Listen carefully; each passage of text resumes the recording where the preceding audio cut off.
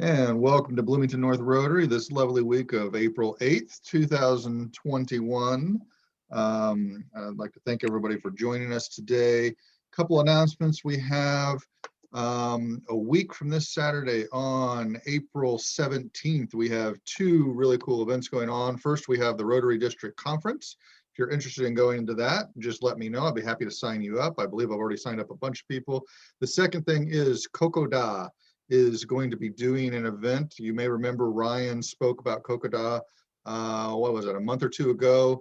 They actually work with Rotary and other partners to do solar projects in Central America to help produce clean water for different places in Central America. And I've attended some of their events before. I think it's going to be a wonderful event. If you'd like to learn more about that, highly recommend attending that. I apologize, I meant to send out a link on that. I haven't done that yet, but I will get that done this week.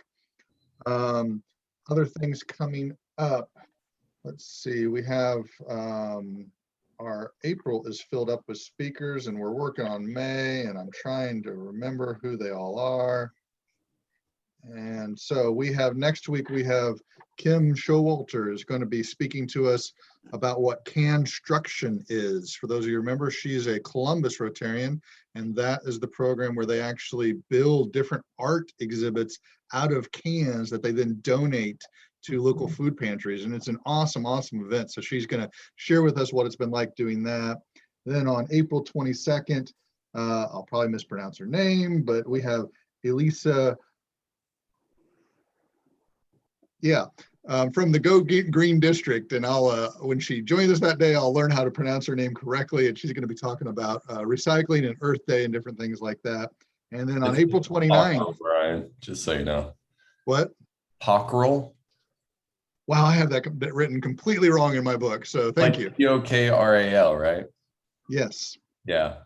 We've actually done a solar project for her. That's how I know. Wonderful. Ryan will be introducing her on April 22nd. Thank you, Ryan. You just volunteered. Then on April 29th, we have our very own Gary Taylor, who will be kind of giving us kind of a life overview, what it's been like for him throughout life. So really looking forward to that one. No chuckling, Gary. It's going to be a good program. I know that. Other things coming up in May, on May 20th, mark your calendars, we're going to have Sophie Kent speaking. Sophie Kent is one of the first female Eagle Scouts in Southern Indiana. I've seen her do some talks different places. She's a wonderful speaker, especially for such a young person. I think that'll be awesome to hear what it's like to navigate through BSA as one of the first females and to earn the highest rank they have. So those are some exciting things we have coming up. Today, our speaker is, as you can see, George Hegeman, and he is a retired professor of biology or microbiology from Indiana University. And he has been a long-time hobbyist on beekeeping. So he's going to share with us some of what it means to be a beekeeper and pollinators and all this good stuff. So go ahead and take it away, George. Thank you, Brian.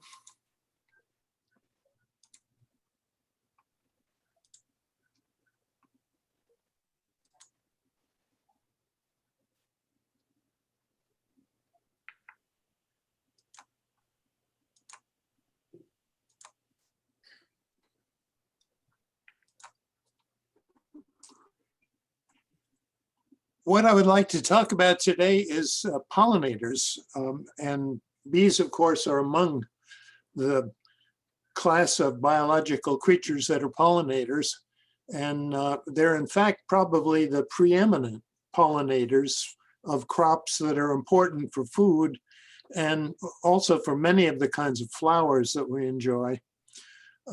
But they are really under threat, and the reasons for this are several. One, of course, is we're reducing the variety and amount of their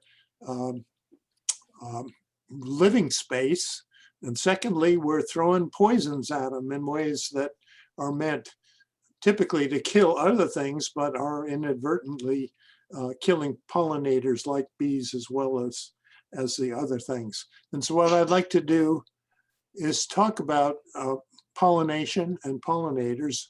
And of course, when you talk about pollinators, you're talking about flowers mostly, flowering plants. Flowers are the way that plants have sex. It's the way that they exchange genes over some distance with one another. And the function of flowers is really evolutionarily the, I guess, reward or attraction of pollinators so that the pollen can be carried. The process, obviously, is the movement of genes from one plant to another, sometimes over considerable distances. Now, all plants don't need a pollinator. For instance, corn and other grasses, pine trees are wind pollinated. Some plants, in fact, although they have little flowers, may be mostly self-pollinated. But nonetheless, the evolution of pollination has been one of the great big advances in human history. And in fact, the name of our town, Bloomington, stands as a kind of a epitome of that representation. If we look at pollinators as a class of biological creatures, they have a variety of roles, and a lot of them are important for our crops. The nature of the threats to the pollinators I want to talk about briefly. They are, like I already said, several in nature: poisons, elimination of habitat.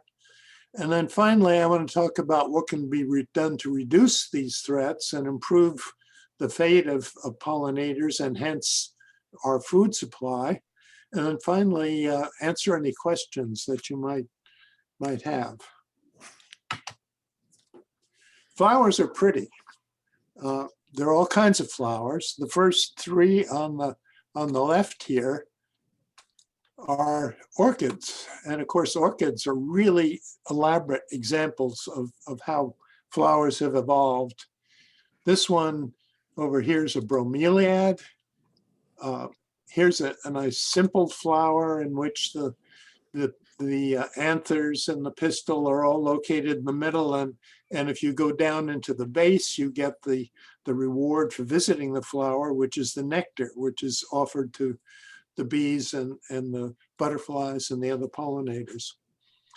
If we look at this orchid in the lower left corner, it has a very interesting structure. It's got these kind of flags up at the top. These are UV reflecting attractants for insects. The flower itself sticks up out of the other plants on the floor of a forest. And down here at the base of those flags, if you look closely, and you can't see it on this picture, unfortunately, there's a little thing that looks like a beetle. Well, the beetle attracts other beetles.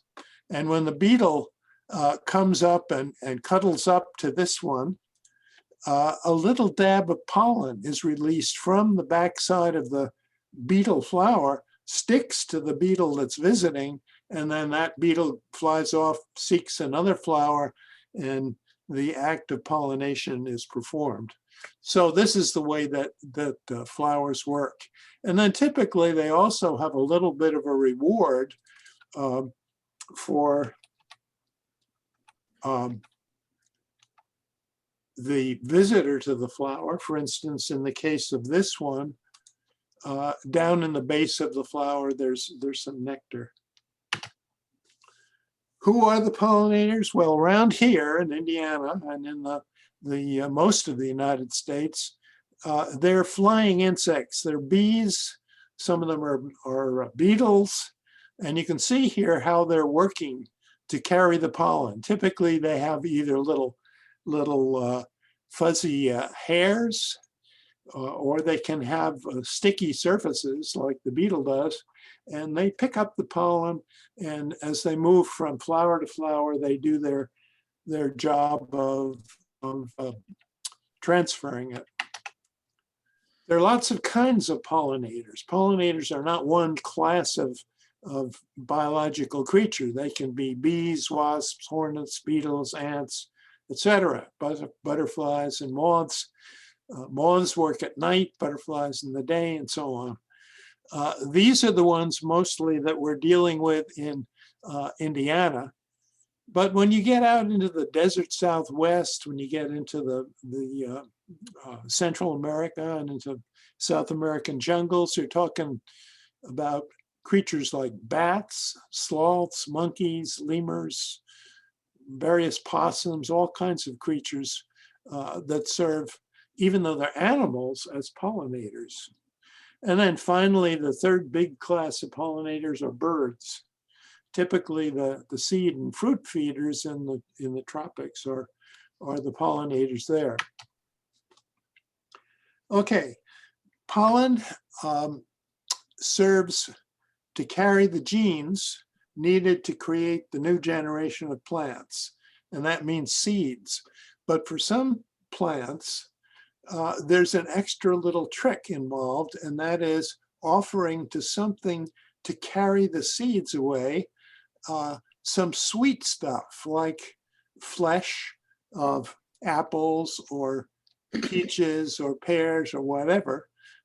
And because of this sweet stuff, the fruit, which carries the seeds, we have some very nice crops that are appreciated by humankind. And these include locally, of course, all these different things: apples, peaches, pears, etc. We don't have so many cranberries around here, or apricots, but otherwise we're pretty well supplied with the others. There are also plenty of vegetables, vegetables including pumpkins, squash, cucumbers. Melons are big, especially down a little bit to the southwest toward Vincennes. There's a lot of melon fields. Zucchinis, and then of course tomatoes and peppers are important food crops. But the interesting thing is that these aren't pollinated by pollinators who are seeking pollen or nectar. They're visited by flies, bees, yellow jackets, all kinds of things, but they're buzz pollinated. In other words, when the creature that's visiting buzzes them by shaking them a little bit, then pollination occurs. And when you grow tomatoes, for instance, in a greenhouse, you have to actually employ people who have little buzzers in their hands to go around and shake the pepper and the tomato plants so as to get a good crop. Nuts, particularly almonds, which is a huge crop in California, require pollinators. Pecans, filberts require pollinators. But then a lot of nuts like acorns and a variety of others, walnuts, do not require pollinators. They're wind pollinated. But then the forage crops, clover is a big forage crop. Alfalfa is as well for raising cattle and feeding them in the winter. These are also requiring pollinators. So how does this work? Well, first of all, you can just rely on the native pollinators, of which there are many. Honeybees, in fact, are not native pollinators. They were brought here from Europe way back in the time when the colonists first arrived. And when they're here in beehives, like these hives that you see on the right, they can be used to pollinate plants like pumpkins in this field shown in New York. This bee on the left, nice little honeybee, is working on a plum blossom, and you can see the pollen on the plum blossom anthers being collected by the bee, and it's stuffed using little combs that are located on her front legs into little packets, which are packed into the rear leg bundle. And this little packet is carried back to the hive, and the pollen is actually used as food to feed the baby bees as a source of protein. So bees get two rewards. They get the nectar. Here's a bee sipping nectar, but they also get this pollen as a reward in the form of a food for the babies.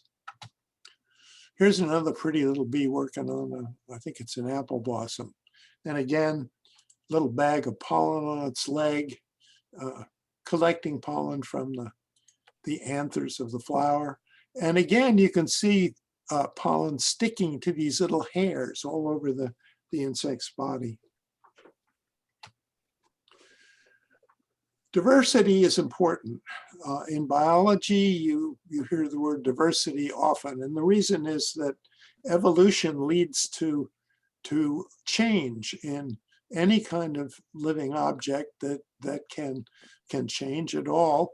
When the genes diverge from one small population to another, for instance, because of nutrition or change in climate, you get diversion into two different populations.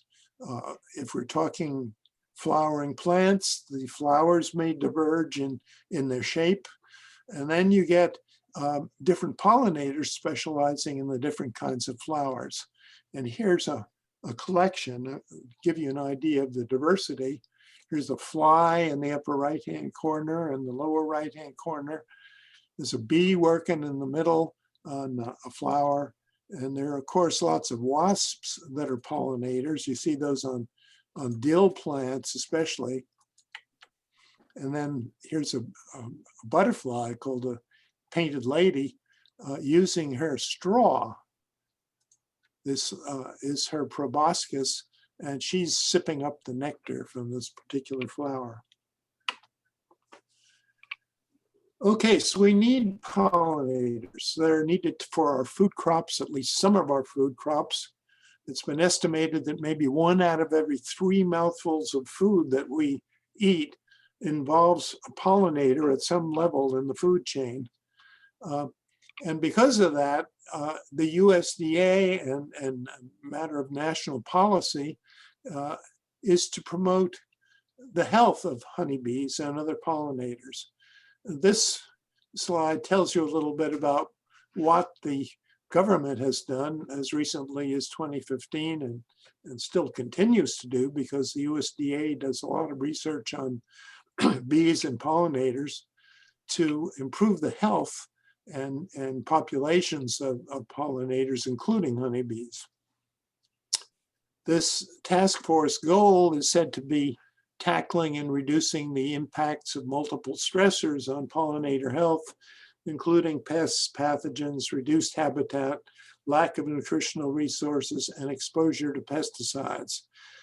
That phrase, this one little sentence, pretty much sums up threats to pollinators as they exist in the world today and to our agriculture.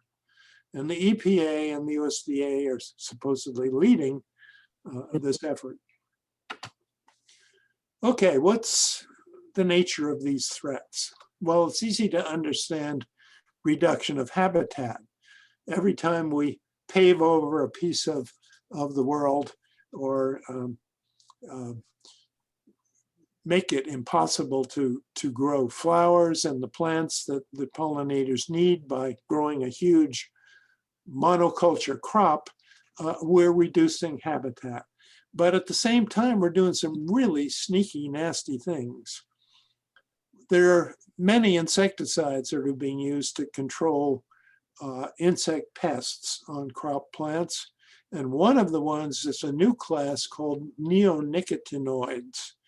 These are molecules like the one here on the bottom, which resemble nicotine, which is the stuff in cigarettes and other tobacco products, which of course evolved to protect the tobacco plant from insects, and it turns out to be very good insecticide. And in the hands of chemists, like this one on the bottom, a really effective insecticide for use in agriculture. In fact, if you put this molecule in the bottom on seeds, plant the seeds, seeds grow up into plants, plants grow and have flowers, and bees visit the nectar, the bees get enough of this nasty stuff to actually kill a whole colony in a day. All they have to do is be exposed to the crop that was derived from the seeds that were so treated. This is a really nasty problem for beekeepers. Neonicotinoid insecticides really are bad news, and lots of people are trying to get them banned, including beekeepers. How can we help pollinators? Well, obviously, deriving from that last slide, control pesticide use. Sorry. Getting disorganized here. We can control pesticide use. And sorry, I have to go back to organize myself here a little bit.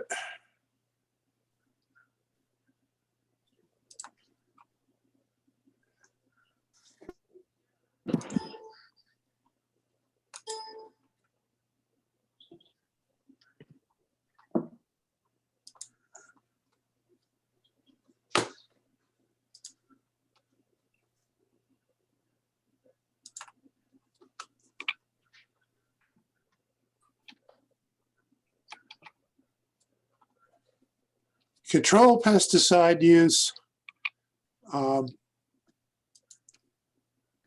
George, just click on this from current slide. That's the second one on the left there. Yep, that one. Gotcha. Thank you. Control pesticide use obviously is one of the things that can be done, and this can be done in a variety of ways. One is being careful about the application, informing the local beekeepers that you're using a pesticide that might drift or is especially toxic, so that they can close up the hives and keep the bees from flying and poisoning themselves. The other thing you can do is interesting. It's to be lazy. If you allow weedy fence rows, ditches, rail beds, areas that used to be allowed to grow weeds freely, and which we now spray with Roundup and other weed control agents, you can get a nice crop of flowering weeds that grow all throughout the whole season. And this is just exactly the class of food plants that pollinators need. The other thing to do is provide nesting materials where you don't have to build birdhouses for pollinators, although you can put little soda straws or sticks or things up in some places, and some bees and hornets will use them. Mostly, you just don't have to be real careful about raking up those edges of the flower beds. Leave a little bit of messy, dirty stuff around the edge of your yard where it doesn't really make much difference in terms of the aesthetics of the yard appearance. And that is good nesting material for pollinators. You can also plant flowering plants of the kind that are really attractive to insects. And if you look at some of these very common flowering plants, which are in most gardens, some of them are really good at supporting a variety of insects. One here is, the chief one is goldenrod, asters are great, sunflowers are wonderful. Whoops. I don't know what's going on here again. Here we go. Anyway, a variety of things, right down to the most specialized of the flowers, like, oddly enough, bee balm, which is good for bees, but not much else, support a lot of species of different pollinators. And because of that, they're really wonderful for you to grow in your garden. The other thing you can do is to, in the garden, favor the plants that bloom to yield pollen and nectar and mow them high. In other words, don't try to create a putting green out of your lawn. Let the clover bloom. Let some of the little violets and other plants that grow in lawns bloom. And same thing for garden plants. Let them go through their blooming process before cutting them down or cutting out the flowers, and allow the trees to bloom before pruning them, things like that. This is simple stuff. Basically, that's the word. How to help pollinators. A lot of it is very passive. You can just enjoy your garden and allow weeds to grow in different places. Don't use nasty insecticides. Enjoy the bugs. 40% of the flying insects in Europe have disappeared in the past 10 years. And the United States is not far behind. We're using some of the same pesticides. We're doing some things to ban pesticides. The Europeans are ahead of us in this matter, but this is the kind of thing that can be done and will really be a help if we can do it to help our fuzzy little flying friends. If you have any questions, I'd be happy to try to answer them. Well, first, I'd like to thank you, George, for coming and talking to us today. I'm sure we'll have some questions. I'm going to start first. Privilege of being the president. And first of all, say, wow, I did not realize how many different types of pollinators there were. That was pretty amazing. And so a question I would have, and you may or may not have an answer to this, is if you gave us some suggestions of simple things we could do to increase habitat and improve lives of pollinators. I'm curious from a citywide perspective. Our city always makes out that it tries to be environmentally friendly and all these things. Are there different things that we should be doing on a more societal level? I mean, how much space do we need to have allocated towards plants that pollinators can use and whatnot? What's that balance? Good point. Well, obviously more is better. And the city does have a person who worries about environmental matters. And that person has lately been doing good things, like in the middle of Bryant Park, there's a creek. Well, instead of having that creek rip-wrapped or channeled or something like that, they've allowed a lot of nice local native plants to grow in through there. So there's all kinds of stuff which you can visit in the middle of Bryant Park if you go down there and look at that creek bed on either side, and you'll probably see many pollinators taking advantage of those plants. So that's one kind of thing. But Switchyard Park is going to be another one. There's going to be a lot of edge in Switchyard Park, and edge is where these weedy plants grow that are used year-round by the pollinators. Okay. Other questions? I also found it interesting. I didn't know honeybees were not native to the U.S. Therefore, they are technically an invasive species. Is that right? Yeah, it's actually the American Indians used to call them white men's flies, because whenever they observed honeybees around, they knew that those white men somewhere nearby, because they had colonies of honeybees that they kept. Yeah, but there are a lot of native pollinators too. Before honeybees arrived in the New World, many kinds of little bees and wasps and hornets and other things performed the kind of pollination chores that honeybees now have taken over pretty much, because honeybees are very flower faithful. In other words, they visit the same kind of flower every time they leave the beehive for an excursion to collect honey and nectar. And so they stay working on apple blossoms instead of flitting from apple blossoms to clover and so on. That makes them ideal pollinators for crop plants like, say, apples or cherries or whatever. Ryan, it looked like you had a question. Yeah, it actually, George, you just answered it. Thanks for presenting. It's super interesting. And I was just curious of if white Europeans brought honeybees over, who was doing the work before them?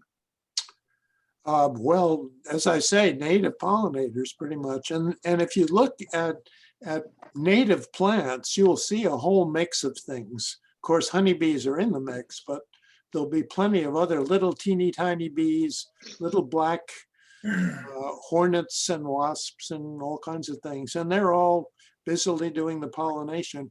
When the linden trees bloom, you see a lot of beetles, like that little beetle I showed in one of the slides, working on the pollination of the linden blossoms, the basswood. And I guess a follow-up question to that is, we hear a lot about colony collapse and bees and lots of bees dying off. If they're technically invasive and they go away, do you think that those other pollinators would come in and fill that gap in? Yes and no. The native pollinators obviously were here, and they worked well before the European honeybees. But think about what happens when you have an almond orchard in California that is about 5 square miles of almond trees. How many native pollinators do you think are going to be available to pollinate all those almonds?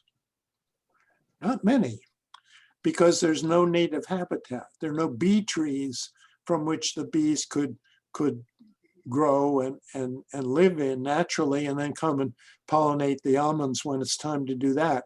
What happens is that the almond growers have to import on these flatbed trucks big piles of beehives, which professional migratory beekeepers set up and get ready for the almond crop, move into the apple orchard, and they get paid hundreds of dollars a week per hive to just do the pollination services for those almonds.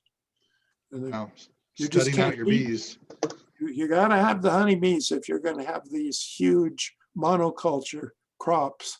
And it seems like we got to have them because they're the most efficient way to grow certain kinds of important food crops. Charlie, I saw you had a question. Well, I was just going to say, and in my youth, my grandfather raised bees, and we had about 30 hives, and it was a lot of fun. I wish I had paid more attention, and wish I was doing it today. I miss the clover honey, and I can remember Dr. Bamba was one of my grandfather's best purchasers of raw honey. He loved the honey. So, but my question is, I haven't heard anything lately about the so-called killer bees. And so what's their status, and are they super pollinators, or what's going on with them? Very good question. The killer bees arrived from Africa. They're a very defensive bee. They inadvertently were derived from queen bees that were introduced in hopes of making some kind of a hybrid, which would be very effective in the New World. It turns out the queens got loose and they started up colonies of purebred Africanized bees. And these very defensive bees really spread through Brazil and up through Latin America and the isthmus through Panama, through Mexico, and so on. And they're right at our southern border. Killer bees they are if you get real close to one of the colonies and give it a hard time. But most honeybees are really pretty defensive. You can walk right up to a beehive, and unless you kick it or dump it over or do something stupid, it's not going to bother you. Actually, most beekeeping now, because these killer bees are really very effective pollinators and they swarm very readily, is done with killer bees. Really? You just have to use heavy protective clothing, lots of smoke, because smoke is the big secret for beekeeping. It creates the sense that the bee's house is on fire. And the first thing they do is to load up with honey if they think their house is on fire. And when they load their little tummies up with honey, they can't bring their belly down to sting, so they don't even try. And so what you've done is created a non-stinging insect out of a stinging insect by giving it a puff of smoke. This is a trick that was learned by cavemen. There are paintings in caves from 10,000 years ago showing people with burning sticks under combs of bees, hives of bees collecting the honey.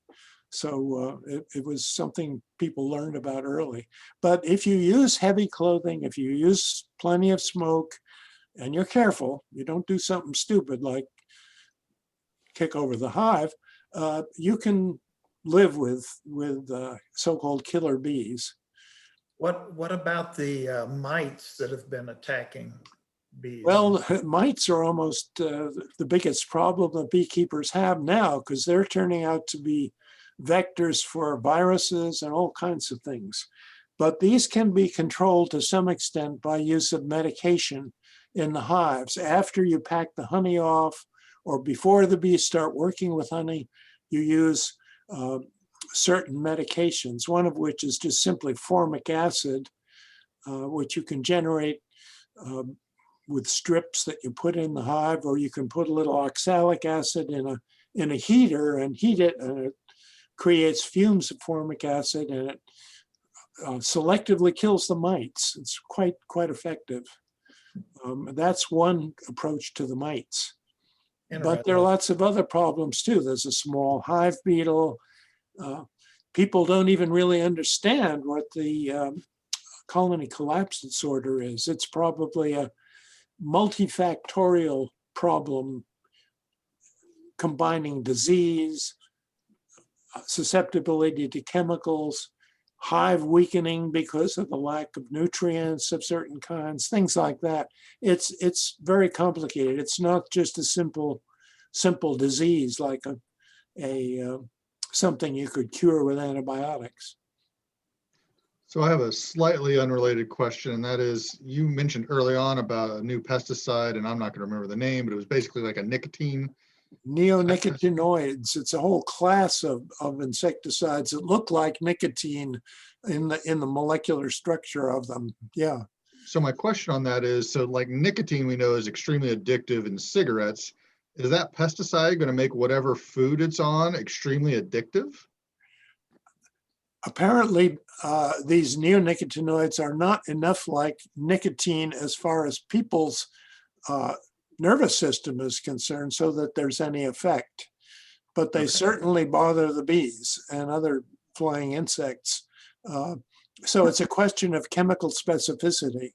As with so many other drugs, they're just different enough in respect to our nervous system from nicotine that it doesn't bother us, but it's similar enough to the receptors on the nervous system of the insects that it really does bother them. That's why it's such an effective insecticide. Interesting. Any other questions for Dr. Hegeman? Or Professor Hegeman? I'm not sure which. All right, well, I'd like to thank you once again for joining us today. This was very, very educational. I really enjoyed learning about it. We really appreciate you taking your time to spend with us today. And yeah, thank you very much. My pleasure. So, and everyone else, I hope you all have a wonderful weekend, and we will see you next week. When I told you who our speaker was earlier, I've already forgotten, so we'll see you then. And George, if you'd ever like to join us for one of our other speakers or just attend, you are more than welcome to come back as a guest. I certainly understand you've got a lot going on Thursdays normally, but you are always welcome. Thank you. Thank you. Have a great day. Thanks, Brian. Take care, everybody. Be safe. Bye. See you, everybody.